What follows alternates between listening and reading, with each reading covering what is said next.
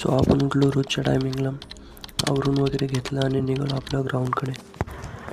काय म्हणतेस अजून? मजेत आहे बघ भावा.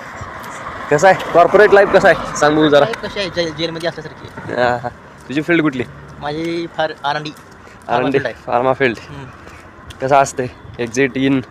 टीम मॅनेजरवर डिपेंड आहे कशी आहे सगळं. काय नाही. वर्क कल्चर कसं असतं टीम मॅनेजरवर. बर. मॅनेजर चांगला भेटला तर जिंदगी चांगली, ओके. नाही भेटला तर जिंदगी झंड. मग फ्रेशर वगैरे जॉईन होणार असतील ना आपल्या फार्मा इंडस्ट्रीत, त्यांना काय सांगशील? नका जॉईन हो, काहीतरी डायरेक्ट नका जॉईन हो. हां ए असं कसं? मग तसंच असते बाबा. तरी पण जॉईन झाले तर मग जॉईन होतं ते त्यांची किस्मत. निगेटिव्ह पॉईंट काय, पॉझिटिव्ह काय आहे? निगेटिव्ह पॉईंट तर भरपूर आहेत. पॉझिटिव्ह पॉईंट तुम्हाला काय तर नवीन शिकायला भेटतोय. बर निगेटिव्ह पॉईंट सिनियर टॉर्चर करतात, बर. काम जास्त देतात, सुट्टी देत नाहीत, पीएच दिवशी पण बोलवतात.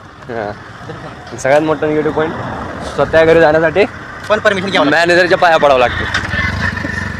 मॅनेजर चांगला असला तर 2 दिवस देतोय हां. कमीत कमी, मॅक्झिमम 3 दिवस बस. 4 दिवस सुट्ट्या सांगितलं की 2च दिवस घ्यायचे म्हणतोय. होय. असे हाय भावनो life, corporate life corporate life. काही नसते, फक्त 1 तारखेला पगार येते, 4 दिवस चालते जिंदगी, परत EMI भरत असते. ओकेच. EMI साठी चालू आहे जिंदगी. यस. पोचलो ग्राउंडवर हो आणि एक जण पण नाही आजूबाजूला. कोणी पण आहे. सो ग्राउंडवर पोचल्यानंतर आपण चालू केलं स्ट्रेचिंग. नेहमीप्रमाणे स्ट्रेचिंग वगैरे करून घेतलं चांगल्या रीतीने.